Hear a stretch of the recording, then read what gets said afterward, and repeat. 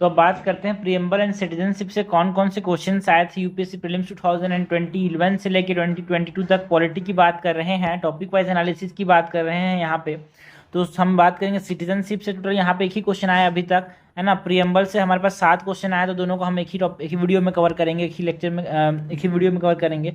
तो स्टार्ट करते हैं भाई प्रीएम्बल से। टोटली हमारे पास हर साल लगभग एक क्वेश्चन तो आ ही रहा है, कभी कभी 2 क्वेश्चन आए हैं और किसी साल तो नहीं आया है, तो थोड़ा उतना इंपॉर्टेंट नहीं है, बट हाँ इंपॉर्टेंट है बिकॉज प्रीएम्बल से थोड़े बड़े क्वेश्चन आए हैं, तो आ भी सकते हैं बाद में। सो प्रीएम्बल से टोटल 7 क्वेश्चन आए थे यार। और 7 क्वेश्चन में पहला क्वेश्चन जो है वो क्या है, economic justice okay, economic justice as one of the objective of the Indian constitution has been provided in.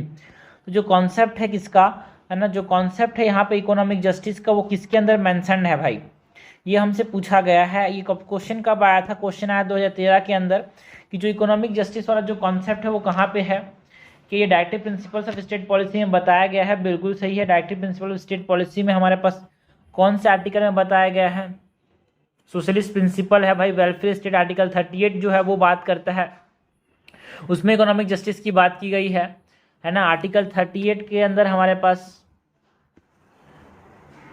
And preamble के अंदर भी बताया गया है, जो कि 44th कॉन्स्टिट्यूशनल अमेंडमेंट एक्ट से ऐड किया गया था, किसके अंदर, directive principles of state policy के अंदर, ठीक है, जो इकोनॉमिक जस्टिस का कॉन्सेप्ट है। और प्रीएम्बल में तो साफ साफ बताया गया है भाई कि सोशलिस्ट प्रिंसिपल, मतलब जो प्रीएम्बल है उसमें जस्टिस जो है in terms of political justice, in terms of social and, है ना, जो जस्टिस है प्रीएम्बल के अंदर 3 तरह के जस्टिस की बात की गई है। सोशल जस्टिस की बात की गई है, पॉलिटिकल जस्टिस की बात की गई है, इकोनॉमिक जस्टिस की बात की गई है। तो यहाँ पे हमारे पास ये जो इकोनॉमिक जस्टिस वाला जो कॉन्सेप्ट है वो हमारे पास 2 जगह देखने को मिलता है, प्रीएम्बल के अंदर भी देखने को मिलता है, directive principles of state policy के अंदर भी देखने को मिलता है। 21 नंबर क्वेश्चन हो गया। नेक्स्ट क्वेश्चन देखते हैं 22 नंबर का। विच one of the following objective is not embodied in the preamble of the constitution of India. तो इनमें से कौन सा ऑब्जेक्टिव जो है वो प्रीएम्बल के अंदर नहीं दिया गया, ये हमसे 2017 में क्वेश्चन पूछा गया था। क्या लिबर्टी ऑफ थॉट का कॉन्सेप्ट प्रीएम्बल में दिया गया है? बिल्कुल दिया गया है। इकोनॉमिक लिबर्टी दिया गया है क्या? नहीं। देखो भाई प्रीएम्बल के अंदर दिया गया है liberty in terms of thought, expression, belief, है ना, ये हमारे पास दिया गया है। Liberty of thought, liberty of expression, liberty of belief and liberty of faith and worship. ये 4 प्रकार के हमारे पास लिबर्टी दिए गए हैं, liberty of faith and worship, but economic liberty नहीं दिया गया है यार।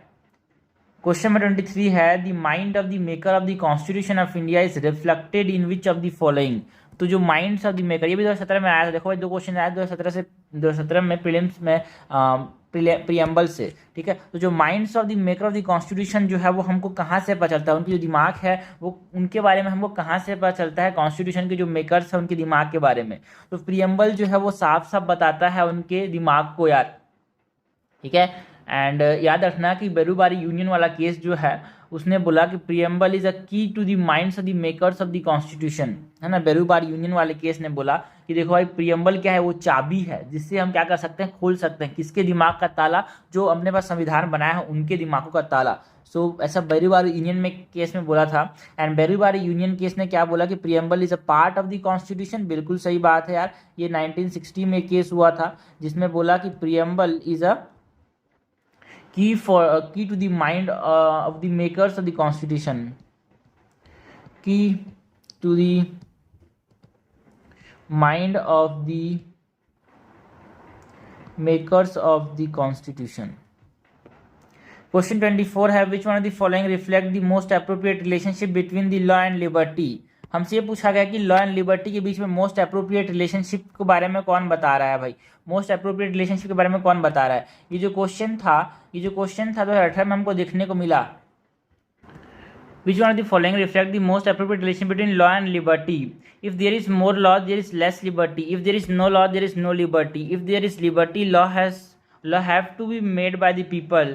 If law are charged to offend, change to offend, liberty is in danger। देखो भाई कोई लॉ नहीं रहेगा तो कोई लिबर्टी भी नहीं रहेगा, बिकॉज जो है लॉ तो कुछ लोगों को रेस्ट्रिक्ट कर रहा है, कुछ लोगों को पावर दे रहा है। So if there is no law then there is no liberty, because liberty हमारे पास होता है पॉजिटिव लिबर्टी, एक नेगेटिव लिबर्टी, ठीक है। पॉजिटिव लिबर्टी मतलब क्या होता है, it recognise that one can be free only in society and not outside it. But negative liberty क्या बोलता है, it is concern with the inviolable area of interference and not with the condition of the society, that is यहाँ पे absence of obstacle होंगे, ठीक है, barriers नहीं होंगे, है ना, यहाँ पे कंस्ट्रेंट्स नहीं होंगे, उसको हम क्या बोलते हैं, नेगेटिव लिबर्टी। लेकिन लिबर्टी तभी होगा जब यहाँ पे हमारे पास लॉ होगा। ओके, क्वेश्चन नंबर 25 है, in the context of polity which one of the following would you accept as the most appropriate definition of liberty. 2019 में क्वेश्चन आया था most appropriate definition of liberty. भाई देखो देखो बार बार जो है लिबर्टी से क्वेश्चन आया था, 2018 में अभी आया, 2019 में भी आया। तो liberty is an important topic, क्या liberty is an important topic के बार बार ये रिपीट हो रहा है, इंपॉर्टेंट PYQ है ये, है ना। तो डेफिनेशन ऑफ लिबर्टी क्या है, protection against the tyranny of the political rulers, absence of restraints, opportunity to do whatever one like and opportunity to develop oneself fully. देखना यहाँ पे दो ऑप्शन के बीच में बहुत ज़्यादा लड़ाई होगी कि कौन सा सही है कौन सा गलत है। ये वाला एब्सेंस ऑफ रिस्ट्रेंट और opportunity to develop oneself fully, यहाँ पे बेटर आंसर क्या है, डी है भाई। एबिलिटी टू और opportunity to develop oneself fully is a better answer compare to absence of restraint, because हर बार ऐसा नहीं होता, बिकॉज ये जो है सिर्फ और सिर्फ किसको डिफाइन कर रहा है, एब्सेंस ऑफ रिस्ट्रेंट जो है ये सिर्फ और सिर्फ नेगेटिव लिबर्टी के बारे में बता रहा है, बट यहाँ पे कुछ पॉजिटिव लिबर्टीज भी होती हैं। सो ये वाला यहाँ पे ज़्यादा करेक्ट नहीं होगा यार, it is talking about negative liberty. तो इसीलिए हमारे पास यूपीएससी ऑप्शन बनाती है जिससे लोग कंफ्यूज हो। तो इसीलिए आपको समझना है कि यार आपको कॉन्सेप्ट स्ट्रांग रखने हैं, आपको बेसिक चीज़ों पर ध्यान देना है। क्वेश्चन नंबर 26 है, the preamble of the constitution of India is, ठीक है। तो 2020 में क्वेश्चन आया था प्रीएम्बल क्या है भाई, कि ये पार्ट है इंडियन कॉन्स्टिट्यूशन का, कि ये पार्ट है इंडियन कॉन्स्टिट्यूशन का। बहुत इंपॉर्टेंट क्वेश्चन है। देखो बेरूबारी यूनियन केस ने बोला कि it is not a part, ठीक है। तो मैंने जो बोला था ना बेरूबारी यूनियन वाले केस में यहाँ पे पार्ट है बोला था, वो उसको हटा दो यार, वो गलत बोला था मैंने कि बेरूबारी यूनियन में it is not the part, यहाँ पे not a part of the constitution, not a part, ऐसा बेरूबारी यूनियन ने बोला था कि preamble is not a part. उसके बाद हमारे पास केशव भारती ना बेरूबारी यूनियन केस आया, उसमें बोला नॉट अ पार्ट, ठीक है।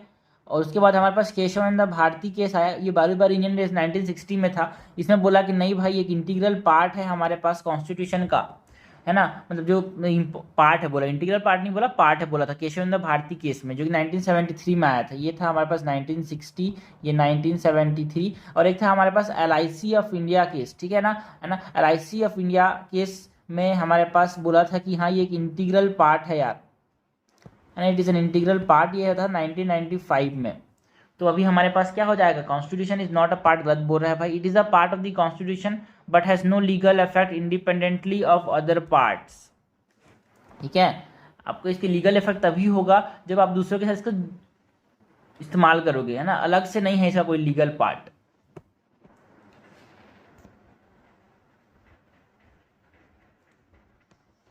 क्वेश्चन नंबर 27 देखते हैं, What was the exact constitutional status of India in 26th of January 1950, ठीक है। 2021 में क्वेश्चन आया था कि हमारे पास कॉन्स्टिट्यूशनल स्टेटस बताना है हमारे पास इंडिया का 26 ऑफ जनवरी 1950 जब हमारा संविधान लागू हुआ था।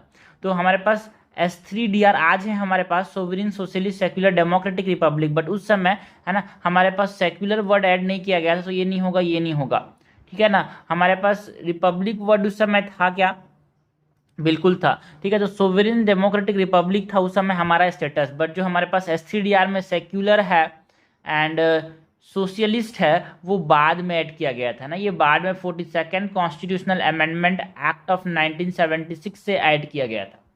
तो ये हमारे पास क्वेश्चंस हो गए फ्रॉम द प्रीएम्बल पार्ट, है ना। एक क्वेश्चन आया था सिटीजनशिप में, उसको भी देख लेते हैं। With reference to India consider the following statement, ये क्वेश्चन 2021 के अंदर आया था। There is only one citizenship and one domicile, India के अंदर हमारे पास सिर्फ एक ही सिटीजनशिप और एक ही डोमिसाइल का कॉन्सेप्ट इस्तेमाल किया जाता है क्या, बिल्कुल सही बात है ना। The citizenship by birth can become the head of the state, only can become the head of the state, गलत बात है भाई। कोई भी सिटीजन, वो चाहे रजिस्ट्रेशन से सिटीजन बने, चाहे नेचुरलाइजेशन से बने, चाहे बर्थ से बने, वो हेड ऑफ द स्टेट बन सकता है। ऐसा कहीं नहीं लिखा कि हाँ भाई बर्थ ही हमारे पास हेड ऑफ द स्टेट बन सकता है, बट अमेरिका में ऐसा है कि only by birth they can become the head of the state. A foreigner once granted citizenship cannot be deprived of it under any circumstances, ये गलत है भाई, उसको हमारे पास बहुत सारे तरीके हैं, जैसे कि वो फ्रॉड से अगर अचीव करते हैं तो उसको हटा सकते हैं, disloyalty to the constitution show करता है तो उसको हटा सकते हैं, अनलॉफुल एक्सचेंज गुड्स है ना, या फिर इन्फॉर्मेशन एनिमी कंट्री को दे रहा है वॉर के समय तो उसको हटा सकते हैं, या फिर 2 साल से ज़्यादा इन्फ्रिजनमेंट हो रहा है with in 5 year of registration तो उसको हटा सकते हैं।